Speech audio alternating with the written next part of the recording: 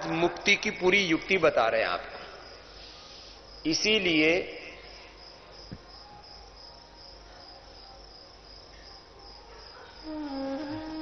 पवित्र तीर्थों में स्नान एक बहाना है। सच्चे अर्थों में ज्ञान की अग्नि से अपने सब क्लेशों को, सब विकारों को, सारे तमस को मिटाना है। ज्ञानाग्नि में सारे पाप, सारे दोष दग्ध हो जाते हैं। इसलिए महाकुंभ में आकर के हम संत महापुरुषों का सत्संग करते हैं।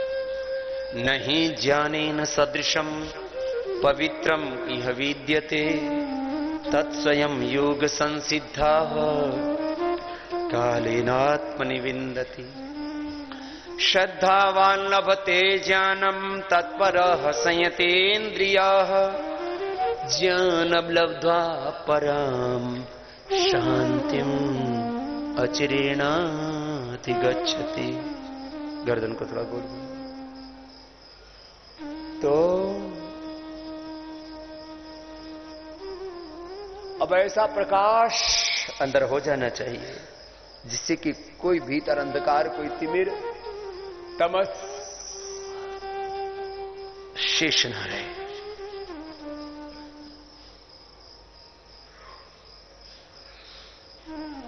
ऐसे सूक्ष्म व्यायाम करवा दिया आपको।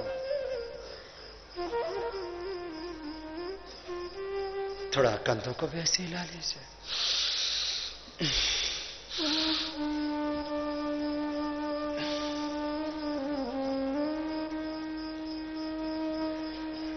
तो योग जो करेगा, मैं कह रहा था, वो सब पापों से मुक्त हो जाएगा। जो योग करेगा वो सब पापों से, पाप क्या है? जो हमें दुख देते हैं। तो सबसे बड़ा दुख क्या है? रोग का दुख है। सबसे बड़ा दुख किसका है बोलो? रोग का दुख है। किसी को कैंसर हो जाता है तो सामने मौत दिखती है, ये तो बड़ी बीमारी है। ऐसे हार्ट अटैक होता तो आदमी मर जाता है। लिवर किडनी में थोड़ी प्रॉब्लम आती है तो फिर शरीर ही खत्म हो जाता है। रोग तो जीवन को ही खत्म कर देते हैं। थोड़ा कपालभाति कर लो। रोग का दुख नहीं होगा। अब मैं चाहे एक दो बीमारियों का नाम बोलूं या सैकड़ों बीमारियों का नाम बोल दूं, इसका पूरा मैकेनिज्म है। योग करने से भीतर के सभी केमिकल, सोर्स, हार्मोन्स का बैलेंस हो जाता है। डीजनरेटिव सेल्स रीजनरेट हो जाते हैं और हमारी सोई हुई शक्तियां एक्टिवेट हो जाती है। हम बहुत ज्यादा क्रिएटिव हो जाते हैं, पॉजिटिव हो जाते हैं, एक्टिव हो जाते हैं। सभी केमिकल, सोर्स, हार्मोन्स का बैलेंस, एनाबॉलिज्म, कैटाबॉलिज्म, मेटाबॉलिज्म का बैलेंस, वात, पित्त, कफ का संतुलन, रस, रक्त, मांस, मेद, अस्थि, मज्जा, शुक्र, रज, ओज का संतुलन, शरीर का, इंद्रियों का, मन का संतुलन, जीवन का संतुलन, आहार, वाणी, व्यवहार, विचार, संस्कार, पूरे व्यक्तित्व का संतुलन। बाहर से कोई केमिकल, सोर्स, हार्मोन्स की जरूरत ही नहीं थी, अंदर से ही सब फुलफिल हो जाते हैं। एक योग का ये पक्ष है कि सब कुछ भीतर से बैलेंस हो जाता है। मैं बार बार कहता हूं ना, हर एक मानव में महामानव होने की शक्ति परमात्मा ने दी है। भगवान ने इंसान का जन्म देकर के दुनिया की सबसे बड़ी दौलत हमें दे दी है। बस स्वयं को पहचाने, मैं कौन हूं, मेरी शक्ति क्या है, मेरे भीतर कितना ज्ञान है, मेरे भीतर कितना सामर्थ्य, कितना ऐश्वर्य, कितनी दिव्यता है। अपने उस दिव्यता को यदि नहीं जानेंगे तो दुखी रहेंगे। स्वयं को जाने, अपने आप को पहचाने। आत्म साक्षात्कार, आत्मबोध, यही तो है योग। अपने स्वरूप का बोध, अपनी निष्ठा का बोध, अपने भीतर सब प्रकार की प्रभु ने पूर्णता दी है। जहां से शुरू किया था हमने, पूर्णमदः पूर्णमिदं पूर्णात् पूर्णमुदच्यते पूर्णस्य पूर्णमादाय पूर्णमेवावशिष्यते।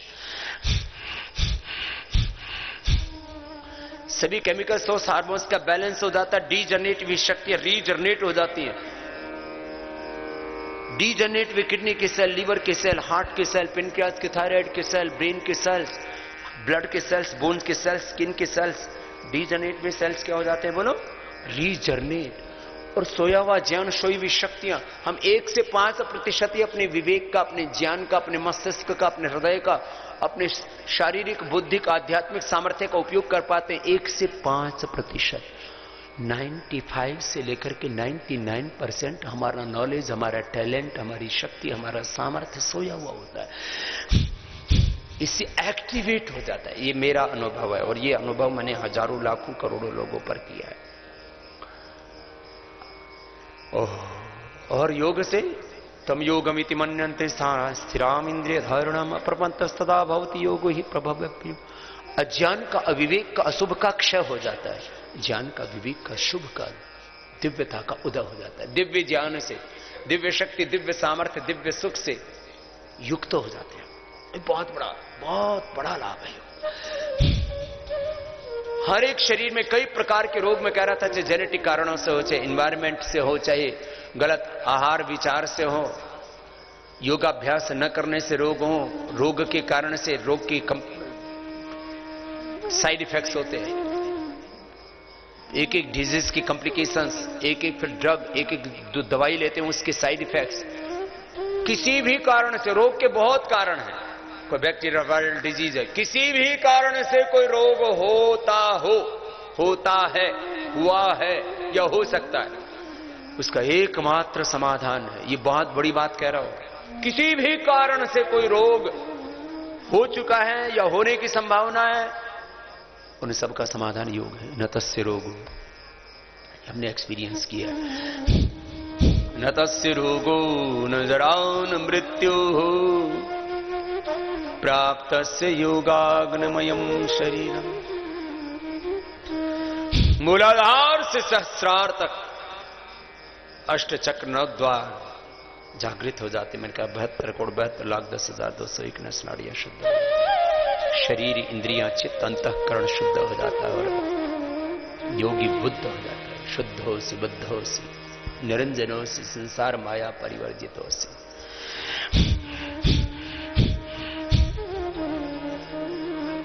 तो एक बात तो सबको समझ में आ गई ना, जो योग करेगा उसको कोई रोग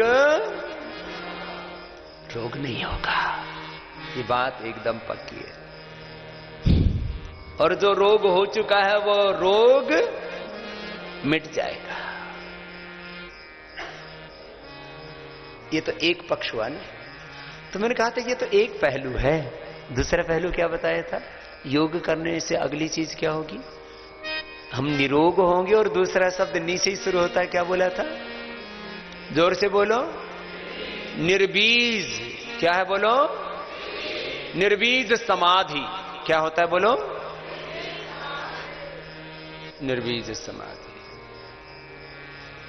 शरीर में, इंद्रियों में कोई विकार का बीज नहीं रहेगा, जीते जी मुक्त हो जाए, जीवन मुक्त, जीवन मुक्त, विदेह। इसी जन्म में आपको ऋषि बनना है, ऋषिका बनना है।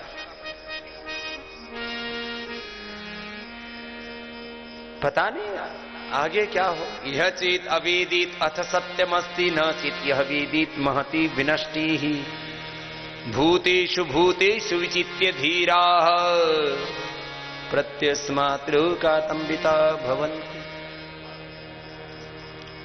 आपको बार बार हम जगाते रहते हैं, फिर मत कहना कुछ कर न सके जीव, पुण्यों से जीवन भर न सके। यदि शक्ति समय के रहते ही आचार विचार में सवर न सके। खैर, अभी आपको भजन नहीं सुना रहे, कपाल भाती करवा दिया। ऐसे 15 मिनट से लेकर के कितनी देर तक करना है बोलो? आधा घंटा। सामान्य अवस्था में 15 मिनट, और शरीर गल सड़ गया हो, कई प्रकार के रोग पैदा हो गए हो, तो कितनी देर करना बोलो? आधा घंटा। और आधा घंटा करने से तो क्या मंथन हो जाता है अंदर? पीछे क्या दृश्य है बोलो? समुद्र मंथन। ये समुद्र मंथन होता है। अच्छा वैसे बताओ, समुद्र में कोई ऐसा कोई पहाड़ डाल के फिर सर्फ की रस्सी बना करके और ऐसे मत सकता है समुद्र को? और उसको मथेंगे तो क्या निकलेगा? या तो भीतर से मगरमच्छ निकलेंगे, या तो मछलियां निकलेंगी, और पहाड़ होते या तो और कुछ निकलेगा। ये सब प्रतीकात्मक है। ये सब क्या है बोलो? प्रतीकात्मक है।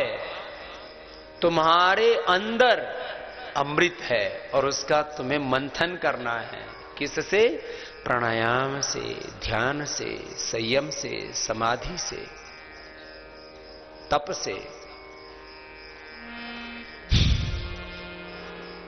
और फिर देवत्व को, ऋषित्व को उपलब्ध होना है। आपने सुना रावण की नाभि में अमृत था? सुना? इसलिए जब तक मर्यादा पुरुषोत्तम भगवान श्री राम ने उसके नाभि में बाण नहीं मारा तब तक रावण, ऐसा रावण के नाभि में तो अमृत था। अरे तू तो ऋषि पुत्र है, तेरी में क्या जहर भरा है? वो तो राक्षस था। तो ऋषि पुत्र, अमृतस्य पुत्र, अमृत पुत्र है। तो तेरी नाभि में क्या भरा है? अमृत है। इसके ऊपर पूरा चिंतन आपको और देंगे बाद में। अद्भुत है। देखो, जो बीमार है वो एक एक सेकंड में एक एक बार कर लेना ऐसे, और जो जवान है वो, जिनको कोई रोग नहीं है, वो ऐसे फास्ट कर लेना। कैसे?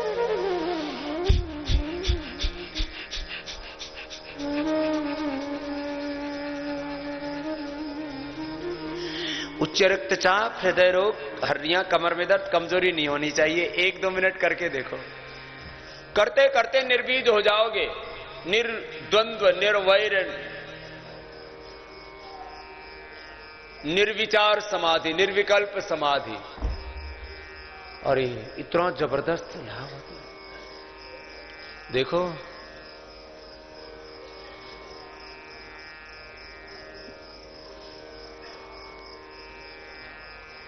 एक बहुत बड़ी ग्रंथि है। जब ध्यान के लिए बैठते हैं, पहली बात तो ध्यान ही नहीं लगता, मन इधर उधर भटकता रहता है। बोलो, भटकता रहता है।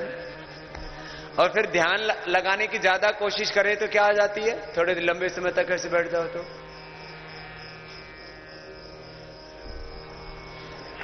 समाधि तो लगी नहीं, नींद लग गई।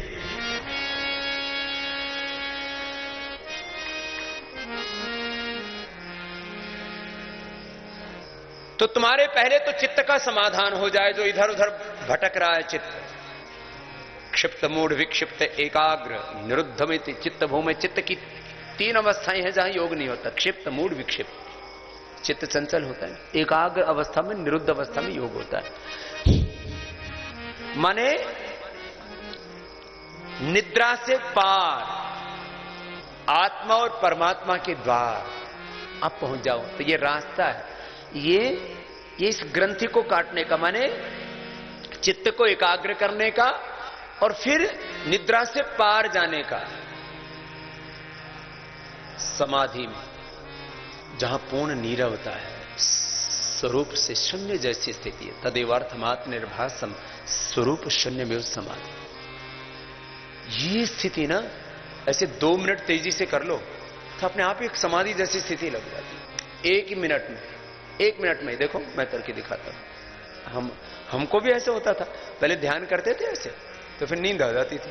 तो फिर ये तरीका खोजा। देखो, मेरी जैसी स्पीड से करना। शर्त है उच्च रक्तचाप, हृदय रोग, हर्निया, कमर में दर्द, कमजोरी नहीं होनी चाहिए। देखो, करना 1 मिनट करना, 1-2 मिनट कर लो, रुकना नहीं है।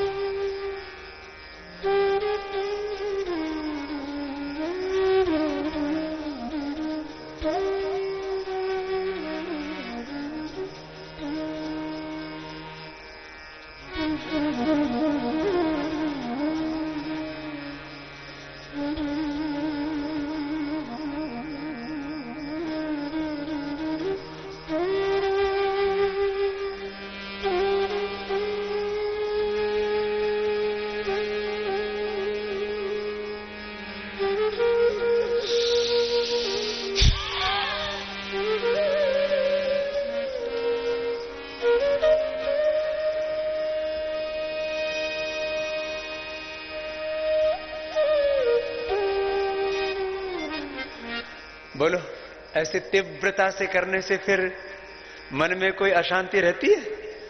मन खो जाता है, मन अमन हो जाता है, हम मन के पार चले जाते हैं। सब मेरे साथ बोलिए, योगश चित्त वृत्ति निरोधः तदा द्रष्टुः स्वरूपे अवस्थानम।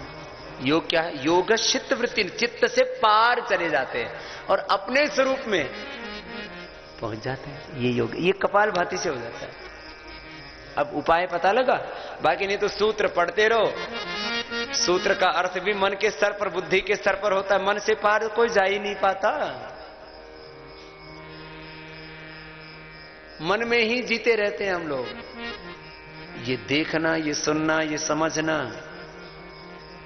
ये बोलना, ये सब किसके स्तर पर होता है? इंद्रियों और मन के स्तर पर होता है। इससे आगे नहीं जाते हम। प्राण मन के पार ले जाता है, आत्मा के द्वार ले जाता है।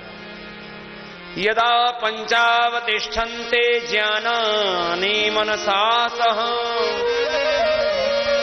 बुद्धिश्चन विचिष्टते तमाहुः परमां गतिम्। ये है योग से परम गति, मोक्ष की प्राप्ति। चलो, ये कपालभाति अब समझ में आ गया है सबको? ऐसे फिर बाह्य प्राणायाम करना। और जो योग करेगा, मैंने कहा, वो निरोग रहेगा और क्या हो जाएगा? निर्बीज हो जाएगा। अब निर्बीज वाली स्थिति और बताएंगे, पहले बाह्य प्राणायाम 3 से 5 बार कर लेना। सीधे बैठो ब्रह्मचारियों। किसी किसी को फिर निद्रा देवी ने आके दबोच लिया। ये नींद की तरह ही जितने भी विकार आते हैं ना, आके फिर कहते हैं थोड़ी देर हमें सुख पाओ ना, फिर थोड़ा उसका स्वागत करो, तो फिर पूरा ही अपने अंदर लीन लेते हैं, फिर सो जाओ। एक क्षण के लिए भी प्रमाद का स्वागत, आलस्य का स्वागत, जैसे ही तुमने आलस्य का, प्रमाद का स्वागत किया तो गए काम से। इसलिए जब भी कोई आलस्य आए, प्रमाद आए, कोई विकार आए, तो मंत्र पढ़ना, विश्वानि देव सवितर दुरितानि परास्व परे हट। हिंदी में शब्द बोलते हैं ना, परास्व परे हट। ऐ आलस्य, तेरे लिए मेरे भीतर जगह, आलस्य के लिए, अज्ञान के लिए, प्रमाद के लिए, काम के लिए, क्रोध के लिए, लोभ के लिए, मोह के लिए, लालच के लिए, भ्रष्टाचार के लिए, भ्रष्ट आचरण के लिए, असंयम के लिए,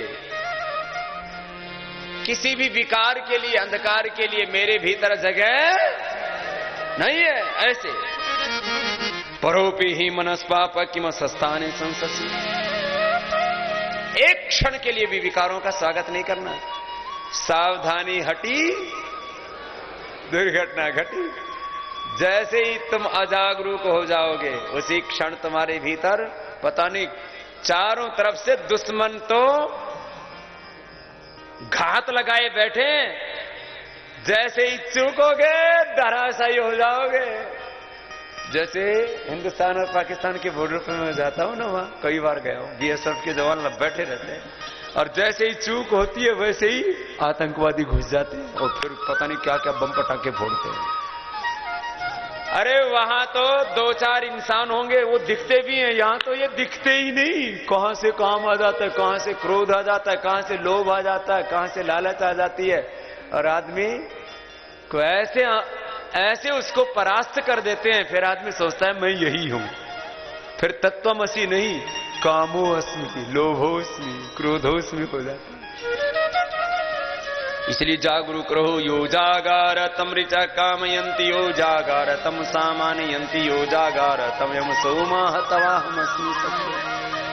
उत्तिष्ठत जाग्रत प्राप्य वरान् निबोधत, अक्षरस्य धारणिशिता दुरत्यया दुर्गम पथस्तत् कवयो वदन्ति। क्या रहना?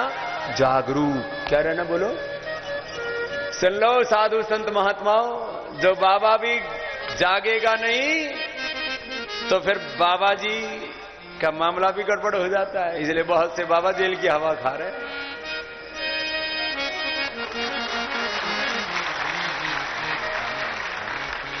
जो बाबा भी नहीं जागा और विषयों के पीछे भागा, तो फिर जो बह गया वो बर्बाद हो जाएगा भाई।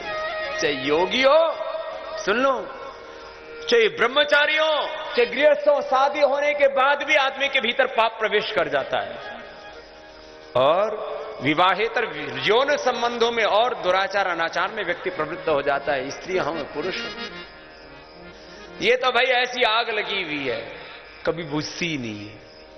न जातु कामः कामानां भोगे नोपशाम्यति हवीषा कृष्ण वर्तमे व भूये वा विवर्धते। पूर्णम वर्ष सहस्रम में विषया सक्त चेतसाः तदापि नौदनं तृष्णा मम तेषु उपजायते यत् पृथिव्यां बृहयवं हिरण्यं प्रसवा स्त्रियः एकस्यापि न पर्याप्तम तस्मात् तृष्णां परित्यजेत्। ये भोग भोगने से भोगों की इच्छा खत्म नहीं होती है। अब अच्छा, अग्निहोत्र में घी डालो तो अग्नि बढ़ेगी कि खत्म होगी, बताइयो भाई। ऐसे ये भोग हैं, जितने भोगोगे उतने बढ़ेंगे। इसलिए संयम की डोर से, योग से अपने आप को बांध के रखो। ये खोटा है, नहीं तो आवारा पशु की तरह आवारागर्दी करोगे। गांव में बोलते हैं आवारा आदमी है भाई, ये तुम्हारा मन, तुम्हारी बुद्धि, तुम्हारा प्राण आम के खूंटे से नहीं बंधा ना, गड़बड़ हो जाएगी। चलो भाई प्राणायाम कर लो, सीधे बैठो। रोग तो सब मिटेंगे, अब आगे चलेंगे।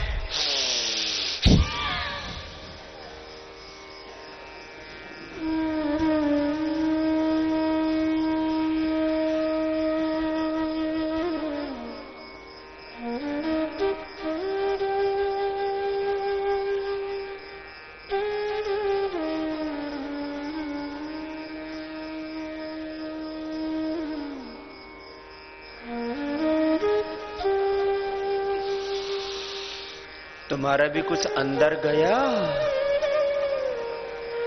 ये पाप है, ये जो बढ़ा हुआ है ना मेरे बाप, ये पाप है तेरा।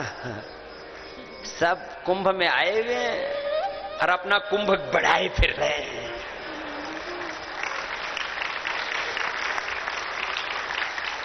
ये कुंभ पापों से भरा हुआ है, पाप का घड़ा फोड़ दे तो तुझे अमृत मिलेगा। कपालभाति से ये पूरा घड़ा फूट जाएगा पाप का और तुम मुक्त होगे। मैंने कहा ना, 6 दिनों में सबको पापों से पूरा मुक्त करना है और इसी जन्म में मुक्ति पानी, इसी जीवन में। यही अभी नहीं तो न जाने कितने जन्म और जीवन बीत गए हैं। अब तो योग की शरण में आयो, सदगुरु की शरण में आयो। कपालभाति से तो अंदर से बहुत से तो क्लेश काट दिए। अब आगे बाह्य प्राणायाम बहुत अच्छा, जिससे जितना बन पाए ना उसको काटना। अब ऐसा रास्ता लेकर के जाएंगे आप इस कुंभ में कि फिर ये जीवन पूरा दिव्य बनेगा। 3 बंद के साथ कर लो, जिससे जितना बन पाए।